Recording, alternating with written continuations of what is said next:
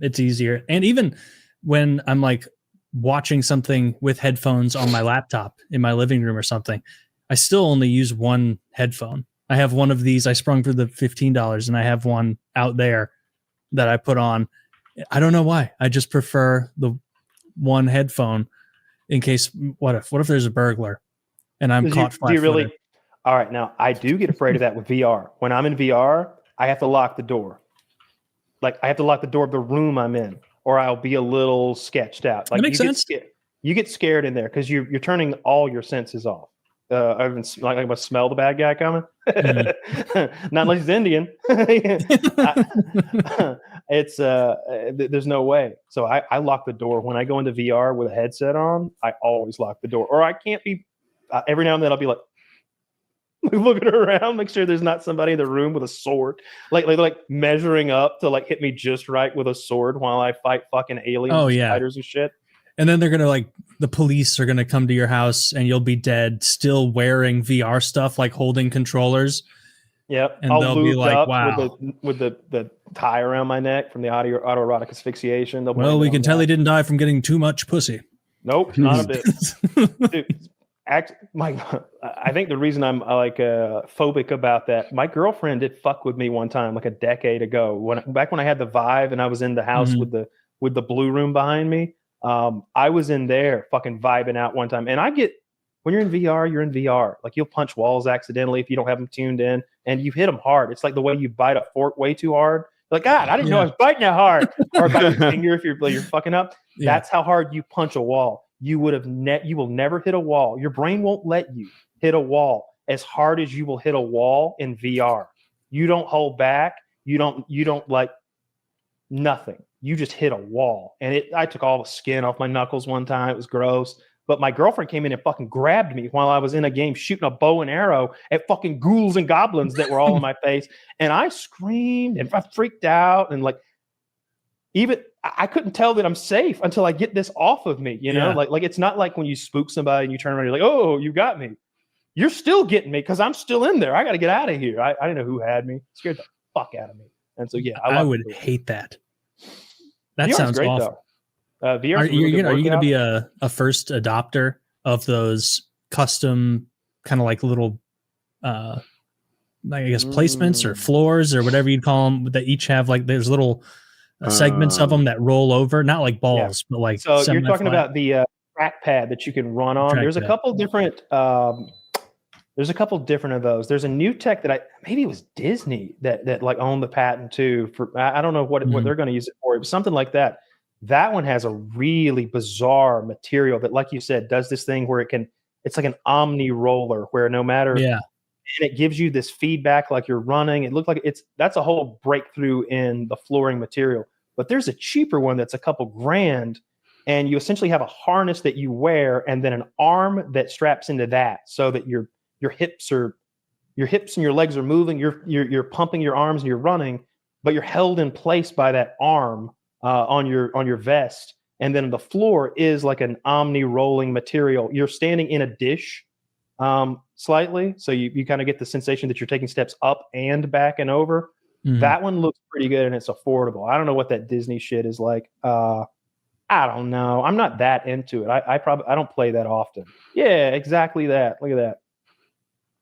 Yeah, that's not the one I was thinking of, but that still looks pretty neat. So with a setup like this, you can play Skyrim, and and every step you take is your character takes a step. You know, that's gonna be grueling.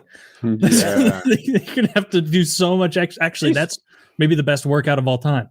You die because you're not running away from the skeleton fast enough. You're like, take me. Imagine, Taylor, like what it would feel like to sword and like shoot your fireball, and like if you match your swing to what the character does. I don't know. I think VR. I want to say VR is the future, but I don't know because this doesn't look like the sort of thing that a 15-year-old can afford, and it needs to be. And plus, you've got the Steam Deck is such a deal for what it does. Like I don't know. I don't know if VR is going to get there. That's $3,500 just for the thing you're running around on. But is gaming really aimed at 15-year-olds nowadays? Like so many gamers are like 30s, 40s. Like they're people with disposable income that can hop in and be like, you know what? I do want to get in shape, but I'm not going to the gym. I'm not buying workout equipment. I'm taking my workout equipment budget and I'm putting it into letting me play Oblivion Remastered on my own two legs. That's a fantastic workout. It really is. So you don't even need that thing there. I play in my yard. I go out in my backyard and play. So I have an infinite running space. I can run around and jump and dive and whatever I want to do. You'd have so much poop on your feet in my yard. Oh, my dogs only poop in like a certain part of the yard where they want to poop in privacy. So they go up into like these privacy bushes and they do it up in there. But my like flat part of my yard, I can run around and just have a blast out there. And if you're playing Beat Saber or a boxing game, there's ducking and shuffling and running around. It's kind of like when you were a kid and you'd get in the pool and the next thing you knew, you were starving because you just burnt 1,000 calories having fun. That's how VR is. Like I'll take that thing off and I'm just sweaty. I keep a sweat towel like on my shoulder that I can like reach it or in my waistband so I can grab it and like, oh, I'm like a black man in church. How long are your sessions? Like, are you playing for like hours? It depends. Like I've played till the battery's gone out before. I got an extended battery pack now, so I think I've got 6 hours, but usually just an hour at a time, or I'll get motion sickness, especially if I'm doing something like Batman or I'm running around doing a whole story type thing. But mostly I like games like Beat Saber. I like archery games. I fucking love because it feels real. Even as you're drawing it back, it does a little vibration and the sound is like. And when you like it feels real. And I've got pistols to put my controllers in, so I've got the feel of like a gun. They look like Nerf blasters, not Nerf blasters, like the old Nintendo Super Blaster gun. Remember that thing that you play duck hunt with? They look exactly like that. So that's kind of nifty. Have you ever played a 2-player game, or they're all single? Oh yeah. There's an Escape from Tarkov clone that you can play. That's really in depth and difficult. And the gunplay and the PvP is ridiculous because you can do things in VR you can't do with a mouse and keyboard or a controller. They'll take cover very effectively and they'll move around well and they shoot better than me. It's an ass whooping when you play. What's it called? It's not Escape from Tarkov. It's Ghosts of Tasnarov or some shit. Doesn't matter. But anyway, there's PvP. Yeah. There's all sorts of games. Any type of game you can imagine. I see people playing Civ on there. I think Civ. Yeah, that's an odd one. It feels. I think they're there in the fucking maybe right above the map, like God, moving things around and making options and stuff. The way you operate the virtual desktop, you'll have you can have as many screens as you want. It's just like I don't know, Star Trek or like a futuristic movie. You're surrounded by virtual magical screens. You're like, bring this YouTube over here. It's fun. I'm a little bit of an F1 fan, and it seems like racing games would be really good in VR. You have a steering wheel that actually feels like a steering wheel. You've got the pedals, but then you look around and you get the experience of being in a car as opposed to looking at a monitor. It just seems like it'd be far more immersive. I haven't tried it yet, but it was one of the reasons we bought it and never used it. I can see racing being fun in that environment. I need to play on somebody else's system before I dip my toes in that racing thing. I've got pedals and a steering wheel, and the steering wheel has torque feedback and all that. But I don't have your toes are dipped, man. You've got a great setup, it seems. No, I've got like the basic setup. It's like $300 or $400. But I look on Facebook Marketplace at people's setups they're selling, and they're like $7,000 to $15,000. Because you're in a cockpit, you're in a racing chair. The pedals all have realistic feedback. It's like driving a car. And at $15,000 for a racing sim, you can buy a pretty good race car for $15,000. Like a race car for $15,000. Yeah, and then it's like, am I going to buy a way to pretend when I could do this for real? Yeah, that almost feels wrong. I'm also kind of into the idea of it's the same exact way I feel about the flight sim games. It's like I want to do this all the way or not at all. Like I don't, like I feel like these are games that really benefit from those high end systems and those cockpits and all that shit. I don't know. I don't want to. This seems like it'd be lame on a mouse and keyboard, and it would be almost as lame on a cheap setup. Some people like flight sims. I was excited about it.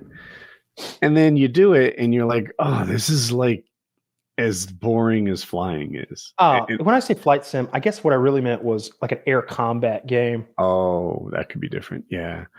But the ones where you just fly like an ICOM A5 or something and land in the water and like it takes 2 hours to go anywhere, just like it does in real life. No, thank you. I would like to be the best.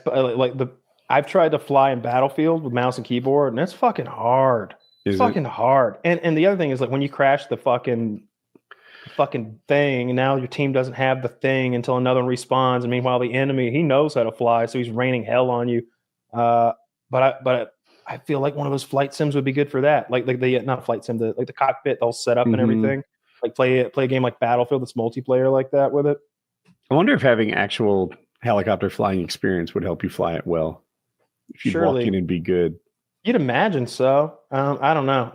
I know I've watched videos where they have Air Force pilots playing. I think it's Ace Combat or some shit like that. It's a combat. It's a really realistic combat simulator where they can fly like I don't know F-18s against MiG-23s or whatever the fuck. Those are so boring to watch. Those videos. Air combat's lame to watch, especially when it's not real. Drone Operator. That's the new game. That's the new game. They need to get that game out. Get your cat ears. I already got my cat ears. No, my bad. I wasn't thinking.